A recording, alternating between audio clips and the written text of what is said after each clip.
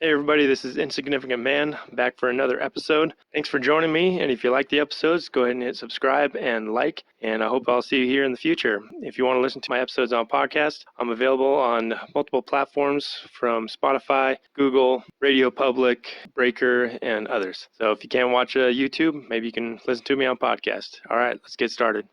Pick up where we left off, and where I left off last time was sin. The way we view sin is not real.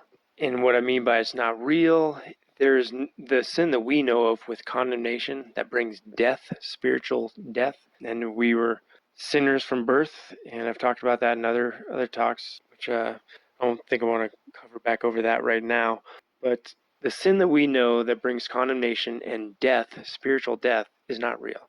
We are born with a live spirit, with a living spirit. Every single being in third density, which is this density of learning and existence that we are in right now, we are all born with a spirit.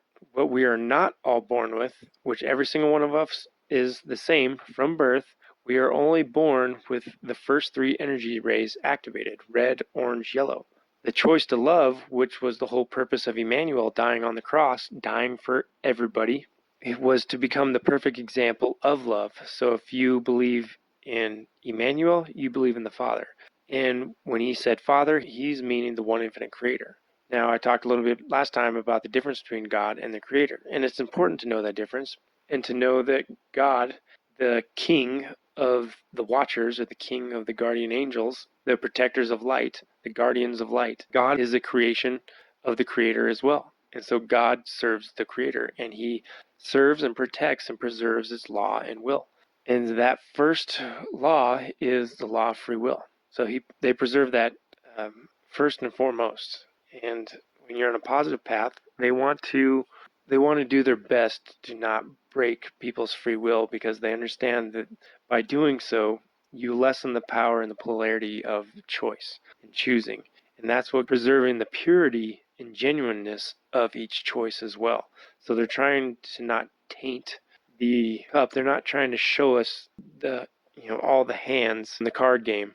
Otherwise, there'd be no card game. If you knew all the hands that were being played and dealt, it would be pointless. So because we don't know, because we can't see each other's hands, then we have a game. And because of this game, there is a lot of energy behind it. There's a lot of excitement, and there's power behind each choice that we make. And within the one infinite creator, there is no right and wrong. There's only polarity of choice. There's only choice. And each choice can be a negatively polarized choice or a positively polarized choice. And that's how we, through our lives, we start to build up polarity. And God and his guardian angels and the Confederation, which is a confederation of many groups of positive beings trying to help us out as well. So they're wanting us to choose the positively polarized route, the route of selfless love. And they know the benefits of it because they chose that route themselves.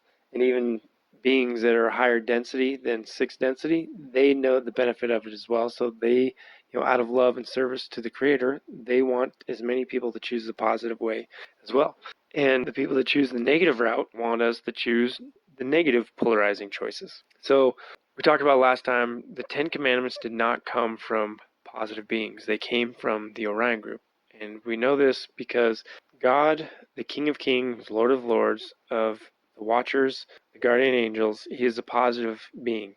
It goes against every ounce of his fiber because he is a protector of the light. It goes against every ounce of his fiber to create rules and laws for beings that he's in charge of, or he created himself, that would breach free will. So the 10 Commandments came from the Orion group. They were able to infiltrate sooner, quicker, gain more ground over the Yahweh group, which is part of the Confederation. And they were able to lead Moses and the Israelites out of Egypt. And, this makes perfect sense, too, because, what kind of a God, a loving God, positive being, kills the firstborn of all the Egyptians? I mean, if that doesn't scream negative polarity, I don't know what does. And the whole Jewish religion is almost based off of that day right there, of the Passover. I mean, it's so huge, it's so instrumental in their belief system and in their history. It was very symbolic, but the King of Kings, the Lord of Lords, a positive, loving being, the defender of the light of the one infinite creator, is not going to go around killing the firstborn. I mean, why would he ever condone that? Why would he ever implement that and initiate that? The angel of death? Well, yeah, that is a negative angel. All right, because that was the Orion group, the negatively polarized group of fourth, fifth, and sixth density beings that were in the skies at the time. They brought the plagues, they killed the firstborns, and they led Moses and the Israelites out of Egypt, across the Red Sea, and into the desert, fed them manna, and brought them to Mount Sinai. And first thing he says to him is, to Moses on Mount Sinai, is, "I am a jealous God." Well, that's not very loving. How is a loving God a jealous God? Well, different God. It is the Orion group, and what we would call, Satan and his minions, these members of an empire. So you have the negatively polarized groups, the Orion groups, and probably other groups, but these are the biggest groups, the ones we know of that deal with us, is the Orion group. They are the negative polarity, and they are the minions, the demons, and they are within their numbers. And I think probably the majority of their numbers are Draco reptilians, which are demon-like lizard-type creatures. Very powerful beings, very powerful beings. But they were able to get in and actually had a ship in the skies for like 300 years, and especially during the time when they led Moses across the Red Sea into the desert and then led them back to the Promised Land, where they authorized the slaughtering of people that over the years since Abraham had come to settle in that area. And so Moses goes up on Mount Sinai, God or the Orion person talking to him, because Moses was a channel, so they're talking through Moses, through his brain, using radio waves. And Ra describes their radio waves. They use short waves, but it's a hard signal. But they said that they shoot it in through the back right side of your brain. Moses was a channel, and he was getting information from both the Orion group, the negative group, and the positive group, the Yahweh group.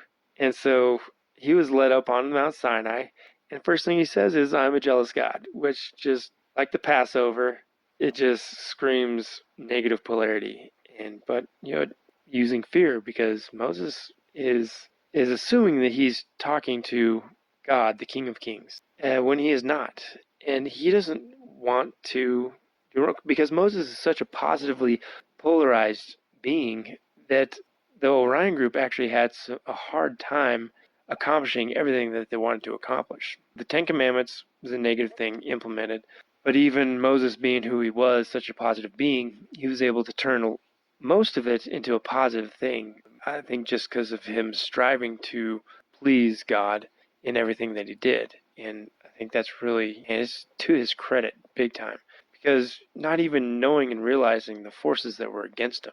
And just like we don't even know today the forces that are against us, but we forget all the time that they are real and that they are present, and we are fighting a war against negative beings. And I'm talking from a positive being perspective. He was given the Ten Commandments. First thing God says is, "I am a jealous God." Another check in the box, negative polarity. And then punishment for all these sins, these supposed sins. And I talked about before, the best way I can describe sin more accurately is just to make it into an acronym. All it is the negative choices we make, and the power, the negative polarizing power and energy behind each one of those choices. So there is no condemnation, because free will is paramount and given a birth from the one infant creator to everybody, and that is preserved first and foremost by positive beings, because that's what allows the creator to create and learn an infinite amount of ways, and us being free to make choices and creates environments for catalyst for learning. So the next step by the Orion group was the Ark of the Covenant. The Ark of the Covenant has such a reputation for being from a positive, loving God and a symbol of God for his people, for the Israelites, carrying it all around through the desert. But what this thing is it's a power conductor. It takes all the static electricity out of the atmosphere that we know is real, that creates lightning, and it collects it, and it holds it. And gold is one of the best non-resistant materials we have, and this cedar box is completely lined, I think inside and out, with gold. And then the cherubim which are just like two electrodes sitting right next to each other, just sitting there collecting energy and energy every second of every day. And then they're warned, the Israelites are warned not to touch it. Well, what it is it's pure energy. It's pure electricity.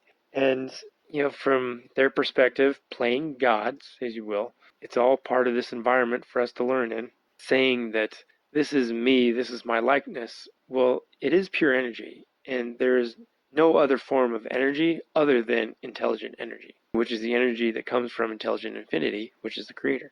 And light comes from intelligent energy, and that's what we know as the Holy Spirit, is intelligent energy. The Orion group telling Moses and the Israelites that when you're carrying the ark, you're carrying me.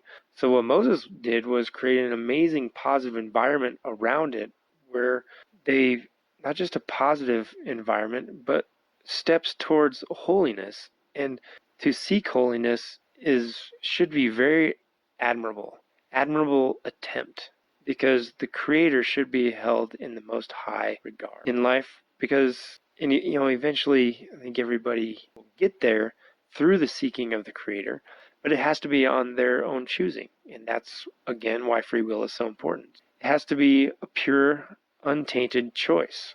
What God did, and also their head priest, I can't remember the head priest's name right now, it's escaping me, but Samuel, maybe? Is it Samuel? Yeah.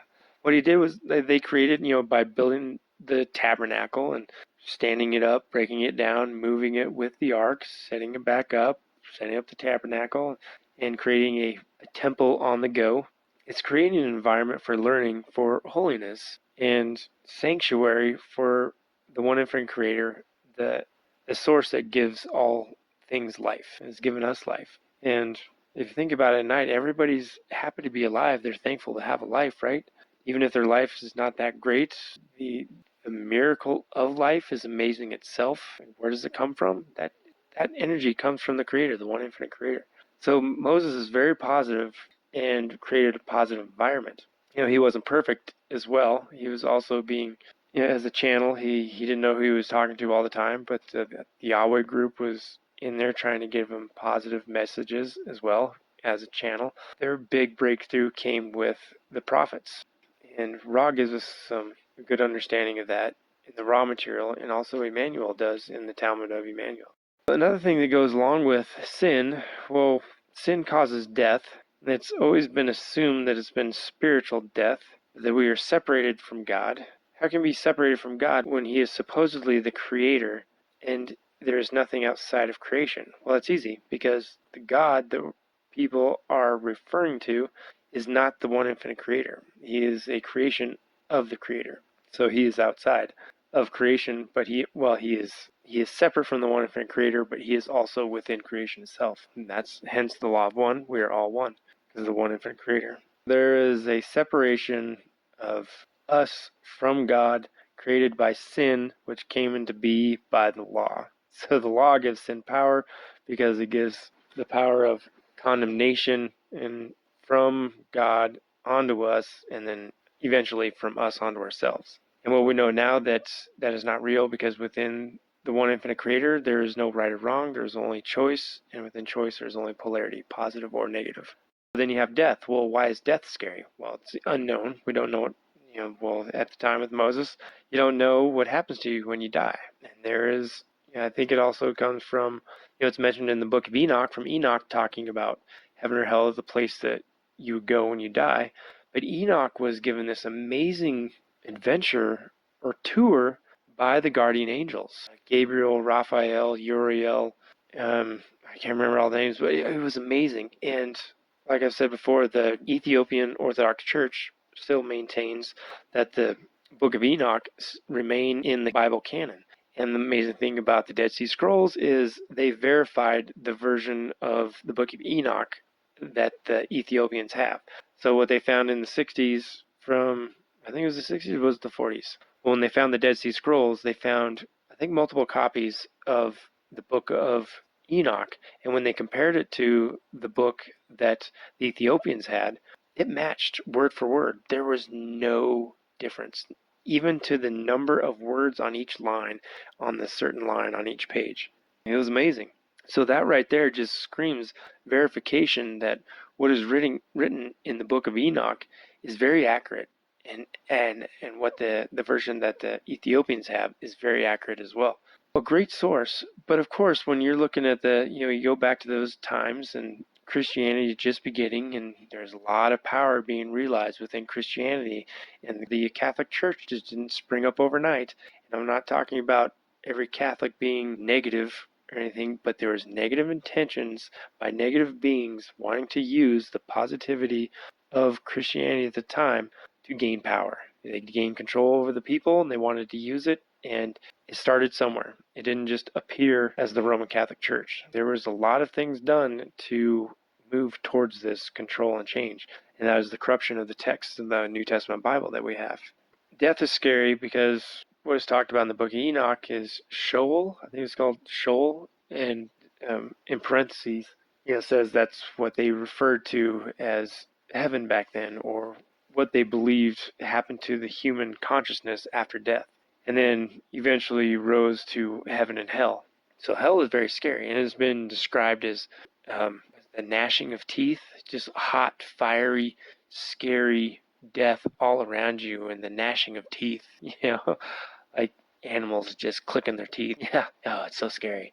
And yeah, rightfully so. If you don't know if it's real or not, that would scare you straight. Where at least I believe that was what the intention was. But there is also some truth to it too, and not necessarily saying that it's real, because we know about reincarnation now through Emmanuel and through the Ra group, and the whole purpose of creation and learning and our evolution as a species, as a human race. And there is only review, and there is only love and protection of love and light after death, and that's for everybody. But what's great about the book of Enoch is the angels show Enoch this place, and it says it's divided into 4 different sections. And from what I gather, it's for the positive beings on one side and the negative beings on the other side. What we know from Emmanuel and Ra about reincarnation is if your consciousness, your spirit, is working towards the negative path or the positive path, you're going to have different goals. You're going to have different understandings, and you're going to want to program things into your next life to accomplish different tasks. And they're going to be tasks for evolving negatively, or they're going to be tasks for evolving positively. This heaven, or this existence for spirits, that from what I gather, it's on Earth, because the Earth is the mother source energy, the sun is the positive source energy, it's nurturing. It's just in a different dimension in the same space.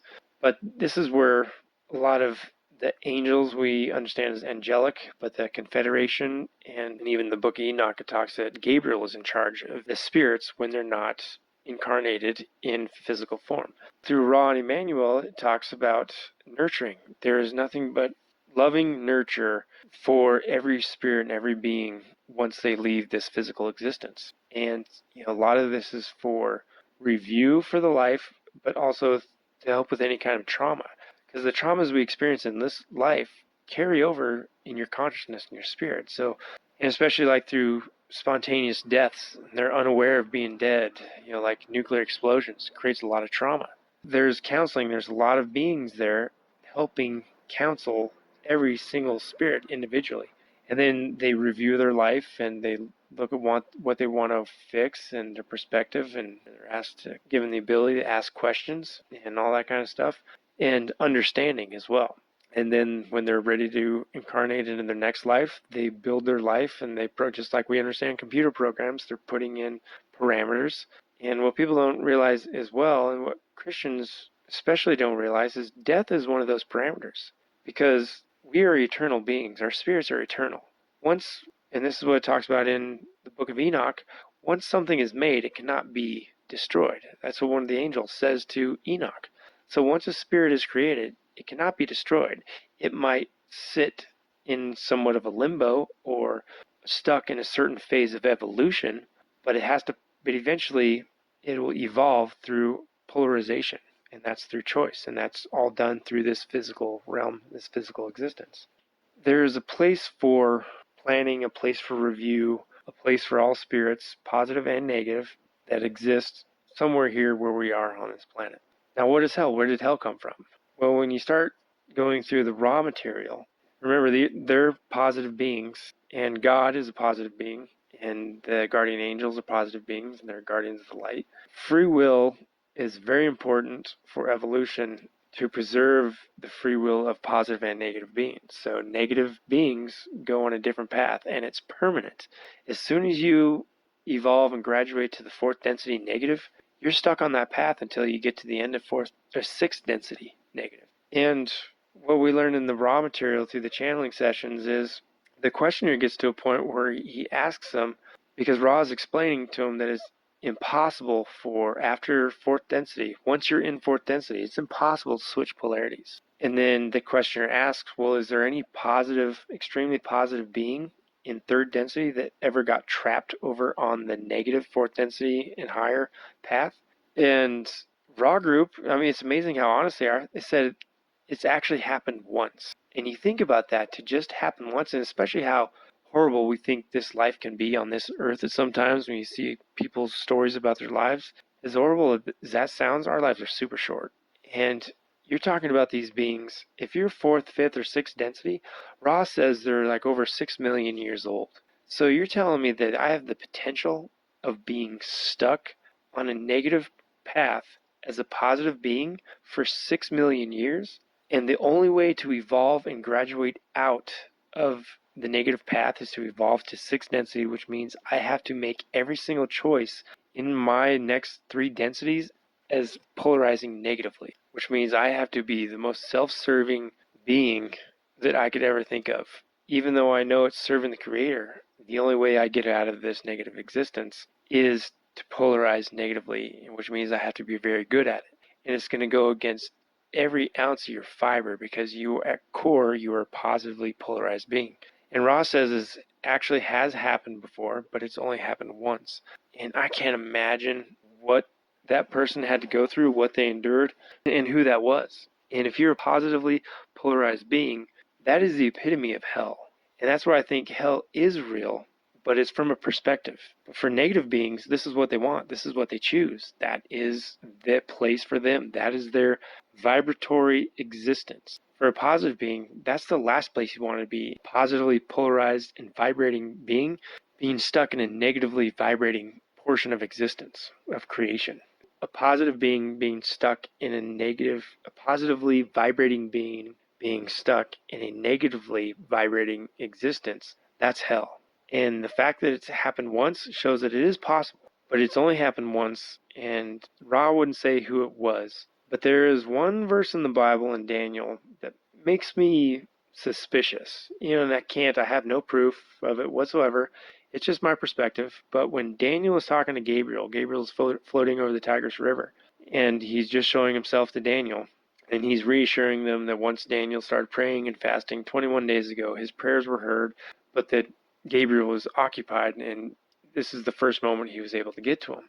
And then he also goes further into saying that him and Michael are in agreement that the king of Persia right now needs to be their focus, which means they're actively engaged in doing positive things to help. And it might not necessarily be directly interacting with the Israelites, but they are actively working somewhere. But they're actively working with the king of Persia. And he says, no one else is in agreement with us, just me and Michael. And then he says, Michael, the long-suffering. And so that's always hit me, like, these beings, these angels, these guardian angels, gotta be old. I mean, how old I can't even imagine how old the universe is. I can't even imagine how old, from our understanding of time, how we calculate time, how old the Creator is, or how old God is. I mean, who knows? But they've got to be old. Well, what does it take for an ancient positive being like Michael, the archangel, our prince, which is the next being underneath God, the King of Kings? Michael's the prince. What does he have to endure for him to be called and labeled the long-suffering? And why is he a prince? What did he do that makes him prince? It's got to be something just amazing, or something completely torturous. That's where I'm suspicious, or I think it's a possibility that Ra, describing this one being that had to suffer, a positive being had to suffer through 3 negative densities of existence, that it could be Michael that they're talking about.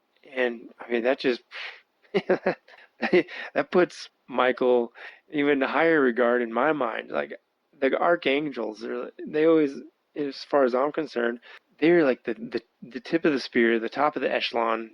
They are right there with God as far as power and capabilities go, and their compassion and love and wisdom. I mean, it's mind-boggling. But that Michael, the prince, has been labeled the long-suffering, I mean, that's just crazy. It blows my mind. But that's where I think maybe Rob might have been talking about. Like I said, that's just what I think, my opinion, could be a possibility. So that's my perspective on hell and what it actually is. Do I think it's a real place? I do not think it's a real place as far as where people go when they die, where evil people go when they die, or sinners go when they die. Because according to the one infinite creator, who has blessed everybody from free will to begin with, there is no condemnation. So if there is no condemnation, there is no death, and so there is no hell. But I do believe there is a potential for a positive being to be stuck in a negatively polarized or vibrating portion of existence for a long amount of time, and that could be horrible. But as far as like where we go when we die, it's a very nurturing place. And like I said, Enoch describes it. The Raw group describes it. And there's a lot of counseling that goes on. And like I said, nourishment, love, compassion, and facilitating the further evolution and learning and seeking of the Creator for every being on this planet. So now you have death, and the whole point of Emmanuel, according to the current viewpoint of the church, is to prevent death, which was caused by sin, which was caused by the law, the Ten Commandments. So now we know the Ten Commandments were initiated by negative beings. Sin with condemnation isn't real. There is only choice, because free will is paramount. Well, then what is this death you're talking about? Well, now that we know about our energy centers, like I said, everyone's born with the red, orange, yellow energy ray centers activated. Jesus became the perfect example of love. You choose Jesus, you choose love, you dedicate your life to love. That activates instantly your green ray energy center, and that's the chest energy center, which is the energy center for love.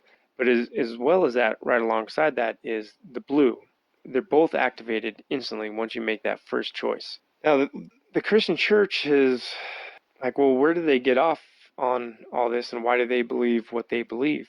It has to do with Jesus dying on the cross and raising from the dead, and that's what conquered death, was him being raised from the dead. Well, this is shown to us and told to us in the Gospel of Judas, that Peter and Paul weren't exactly accurate in everything that they said and understood. In their ignorance, they misspoke. And you understand how, why, and where they misspoke once you read through the Talmud of Jmmanuel. And like I said, I don't think it was all intentional, but I think some of those distortions that got in from Peter and Paul and the other disciples was things that they said out of fear. And they were, it's understandable, because they're really trying to explain to people what they understand, but how do you verbalize it, and how do you get people to join you? And I think, and that's where saying Jesus Christ was the Son of God, where Emmanuel was always telling them, no, you're in your ignorance and childish, you're going to make that mistake and claim that I am. But I've never said that, and I am not. And you also think that God and the Creator are the same thing. They are not. The whole perspective of Jesus dying on the cross and then raising from the dead, why is that so important? Well, for Christians, that's important because they are dead in sin, because the law has shown them that they are all sinners and all deserve death. The only thing that everybody deserves is life, because that is, just by the fact that we're born, is proof, because the Creator, one infinite Creator, gave us all life. And we all have life, so we all can learn, because when we learn, He learns. And we all learn from different perspectives. That's because, and that's why we are all different. Now that we know that there is no death, it's not real, the resurrection kind of loses its importance. But what never loses its importance is the symbol that Jesus became, that Emmanuel became, by dying on the cross. He became the perfect example of love, because he was innocent. He didn't do anything wrong. He was put to death, and if you believe in him, you believe in the one infinite Creator, who is love. So then where does salvation come from? Well, there's no hell, and there's no sin, there's only condemnation. The there really is no salvation as far as the salvation that society and Christianity has come to know, preach, and spread the message about. And that is that we are all dead in sin when we were born. And we know that is not true. We couldn't be alive if we didn't have a spirit. We wouldn't be third density. We wouldn't exist. Our consciousness and our spirit are connected. We are separated from love, which is the creator, through our energy centers. We have never been separated through spiritual death. So this is the distortions that grew in Christianity with the death and resurrection of Emmanuel, was that the resurrection was necessary because he had to conquer death. Well, death isn't real, so the resurrection wasn't necessary. What was necessary was the choosing to love, the choosing of selfless love. And that's what creates the seeking, and that's the first step towards learning and seeking the Creator. And it's so ingrained, it's so pivotal of the faith of Christianity because that's what it rests on. And that's what's hard to hear the truth, and the world of Christianity is going to reject this so passionately because they're so emotionally invested and tied into something that was a lie to begin with. It was a half-truth. And there's been so much emphasis put on it. And like I said, the Reformation attempted to correct a lot of the things, a lot of the perversions and distortions created by the Catholic Church.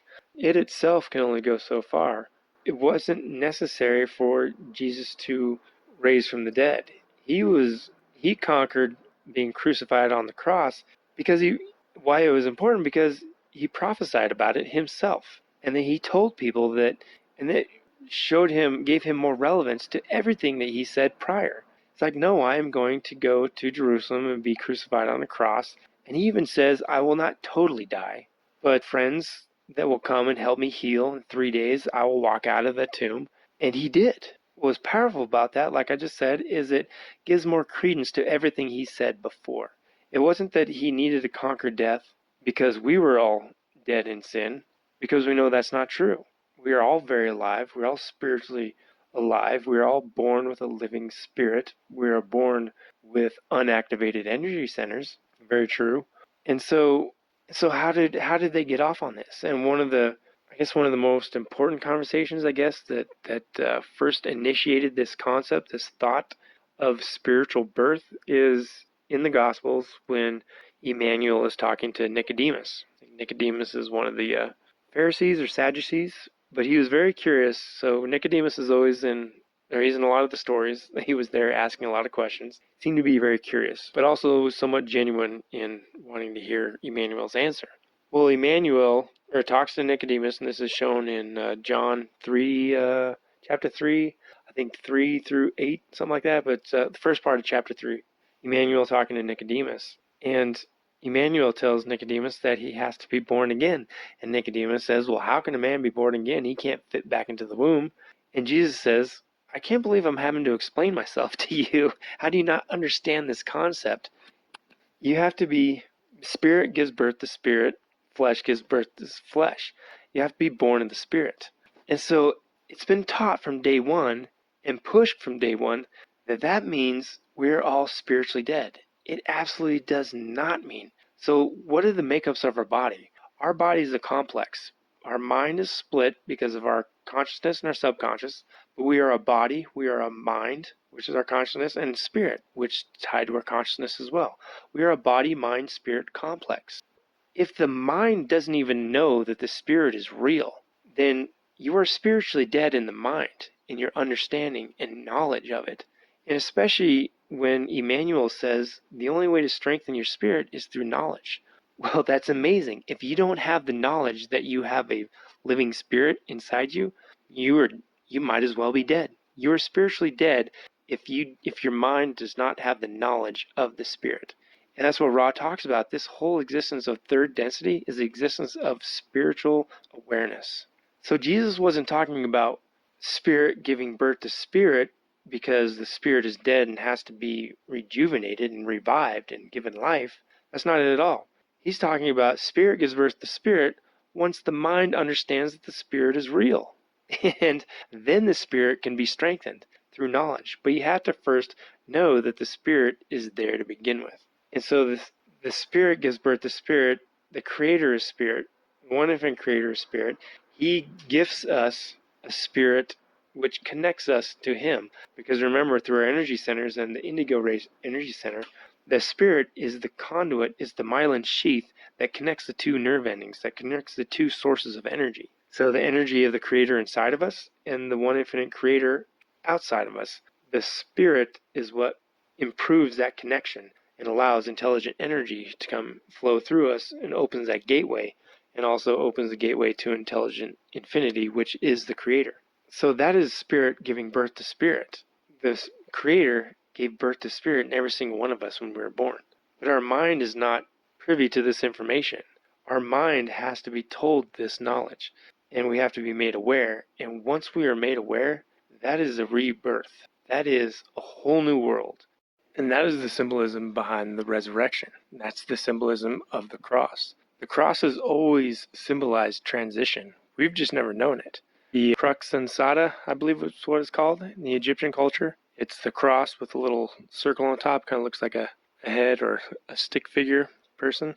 But there's positive symbology of that symbol right there. The cross has always symbolized transition, and that's what that crux ansata shows. That circle on top is the spirit. It's infinite. So it's showing infinity, the one infinite creator, because it's a circle. It never stops. So the cross has always symbolized transition or a new life or a new birth. And that's what was important about the resurrection.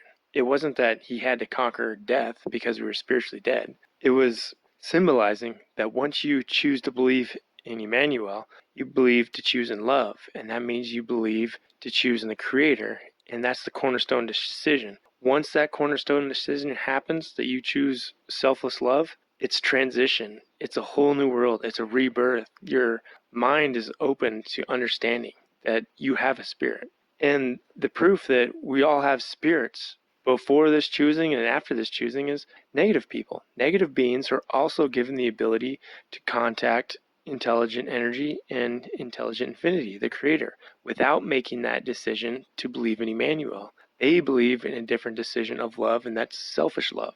And they have every right to do so, and the light is given freely to both sides. So transition is huge. The cross symbolizes transition.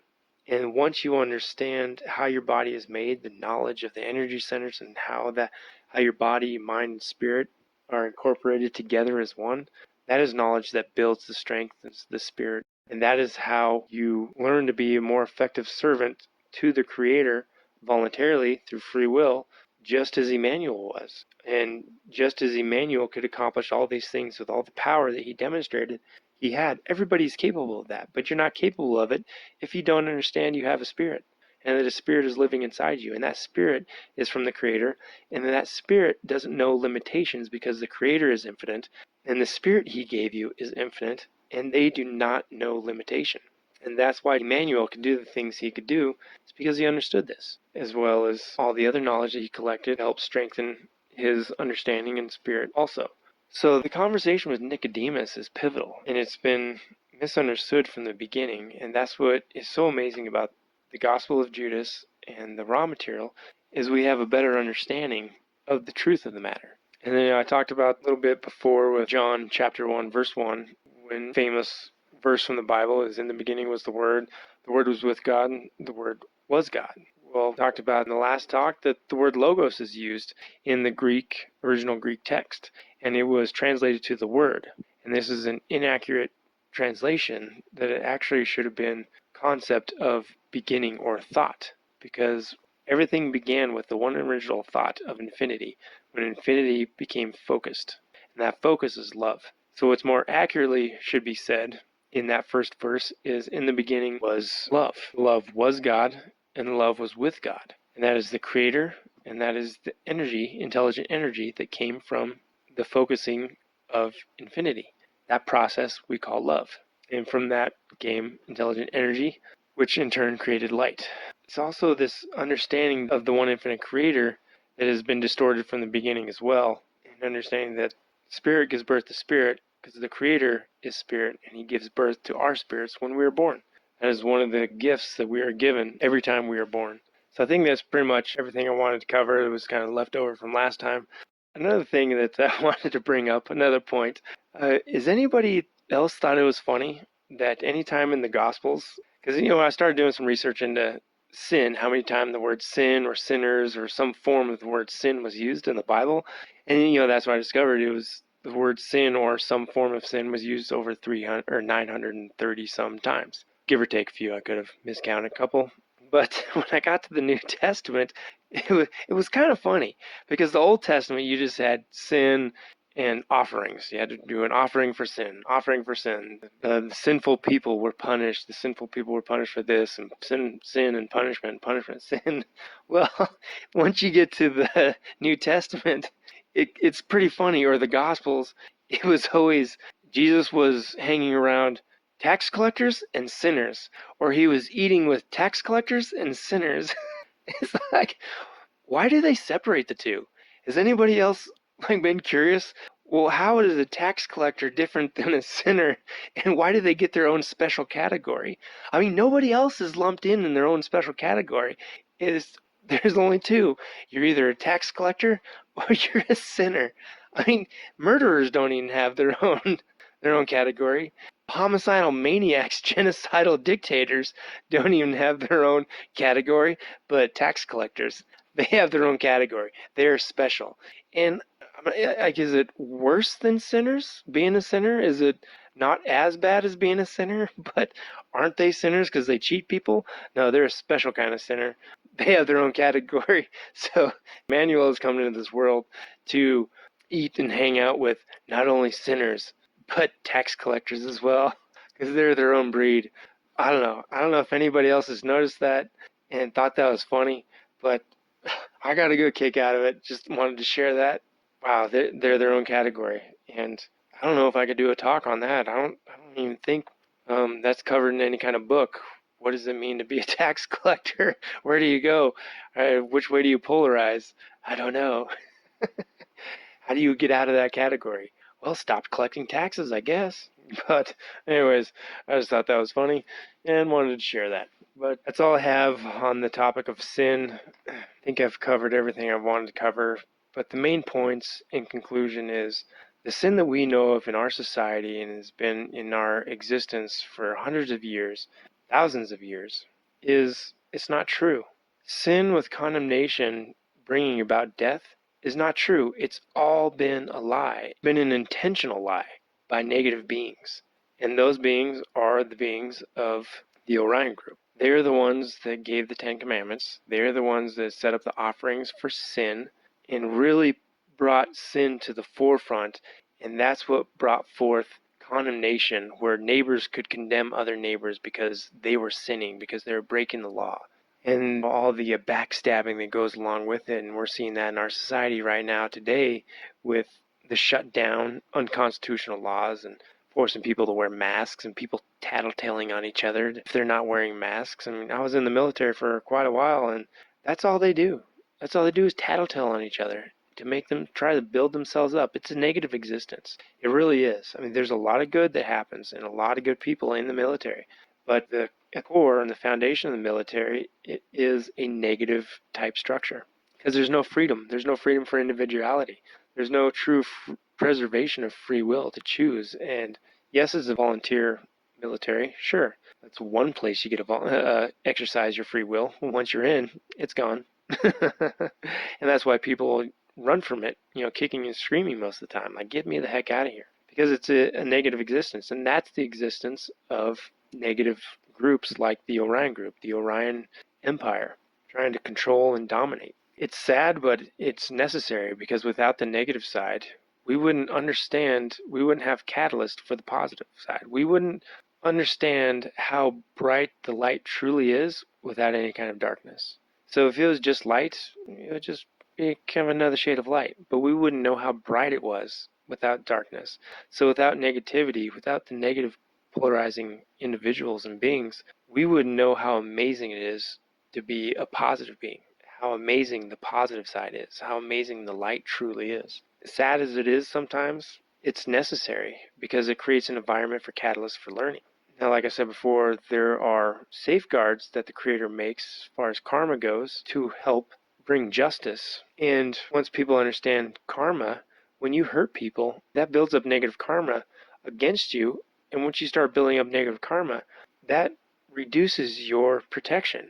When you are a positively polarized being and you are constantly making loving, selfless choices, that brings positive karma. That brings positive inertia of energy, which brings protection. And that's what the Creator guarantees. That's his promise. He will always protect those that choose willingly to serve him and constantly make loving choices. You're building up polarity, you're building up strength. And the more people that do it together and bond together and have one focus together, the stronger that is. And that's a societal thing. And that's where social memory complexes are formed, because they unite, and it can happen. But that's the promise of protection by the Creator, by our sun, by our planet. Its job of the planet is to produce life, to be abundant. It doesn't want death on its own planet. It's sad for that to happen, because it's trying to serve the Creator as well. And so there is protection for people who choose love in every choice they make, because that's the promise of the Creator. And when there's nothing but negative choices going on, there is no positive karma. There is no protection going around.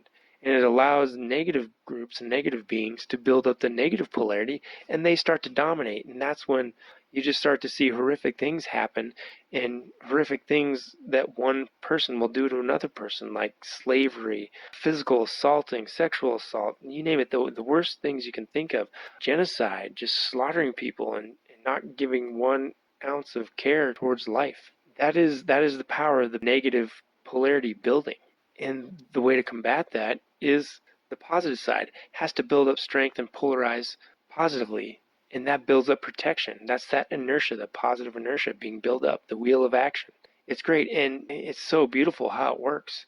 And that's why it's so important for positive people, positive beings that choose selfless love, to unite and stand together. And that's how we fight the darkness. That's how we fight the negative polarity, is together. And I mean, there's so much truth in the Bible and about what one man can accomplish, 2 men can accomplish twice as much.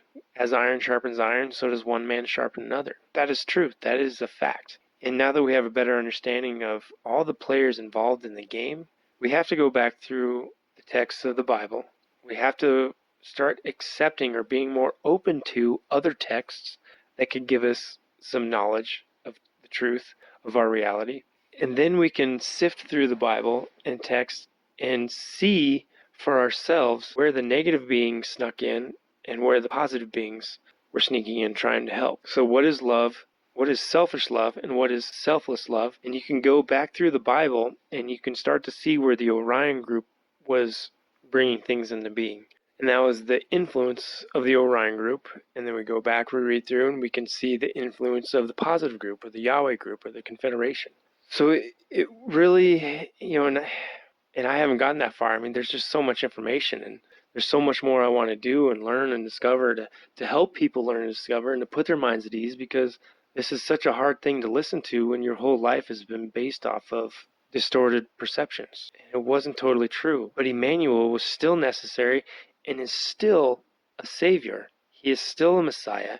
He was still the one that was prophesied about to come and save not just the Hebrews, the Jewish nation, everybody. Because that is the intention for the Creator of everybody to evolve to 4th density. And that's in 3rd density, that's the awareness of the Spirit and the conscious decision to choose love. And that's either selfish love or selfless love. Selfless is the positive path, selfish is the negative path.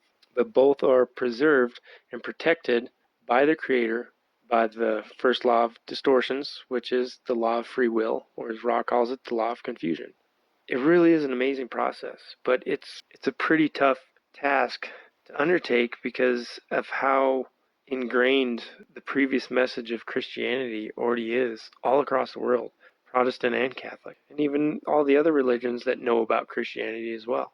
Mormonism, the same thing. I think there was an attempt there made to correct the distortions of Christianity, but it got distorted itself and went off in a completely different direction. And, there's a lot of great people in the Mormon church too. Very nice people, very caring people. But what we're trying to do, even in Islam, the Muslims, there's a lot of great loving people in the Islamic world as well. But what everybody is needing to accomplish in this life, the whole purpose of life, is learning the lessons of love.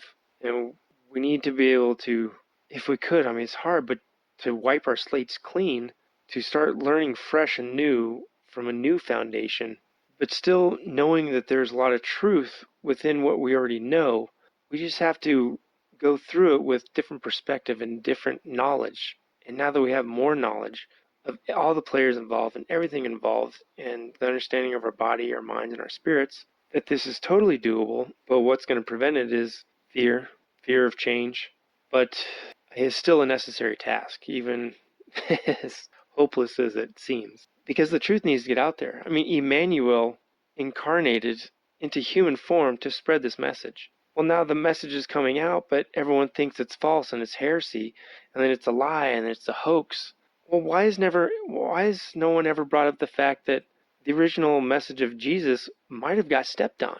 Who's going to stand up for Emmanuel and stand up for the Creator on the genuine, undistorted message of truth that he originally brought? Why has no one said, hey, we need to seriously consider this in the Christian world, in the theological world? We need to take a serious look at this. Because if this is true, that means the untainted message of Emmanuel, we have never known it. And we should know it, because we need to know the Creator more and more every single minute of every single day. And it's possible to get to that point. I think absolutely. It starts on an individual basis. But love, selflessness, true selflessness, love, and wisdom in a continual searching for knowledge and the truth is the only way. But it's going to hurt along the way because we have a lot of biases, we have a lot of distortions. And how do we get rid of those? The best way I can think of in my mind is just be open to anything and everything. Not be so emotionally attached to something that you're afraid to listen. At least listen. That's what was hard for the Pharisees and Sadducees, is they just didn't want to listen. They already made up their mind. Because, arrogance is part of our human nature, those lower three energy levels. And once we understand what it is to use and live by those three energy centers, then we can understand that we are not living by love. That anything showing choices made by red, orange, or yellow energy centers is going to be the complete opposite of what we want as positive beings. So love is anything above that. Green, blue, and indigo.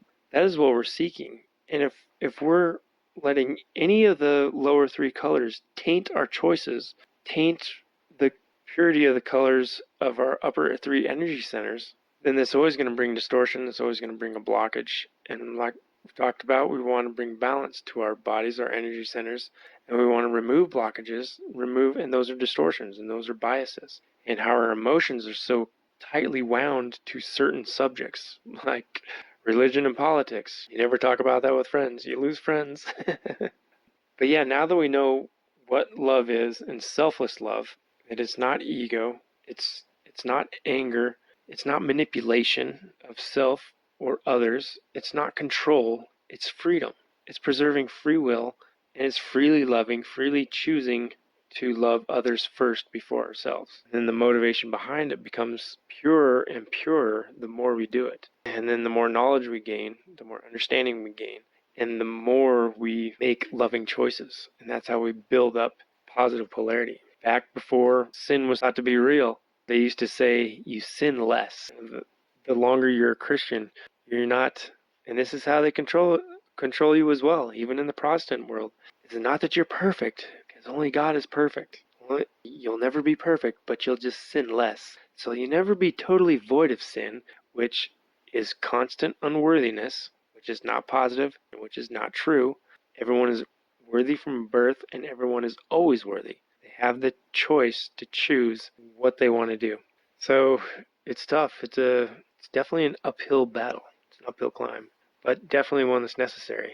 And I think sin has just been, the understanding and perception of sin has been so instrumental on keeping us down and enslaving ourselves.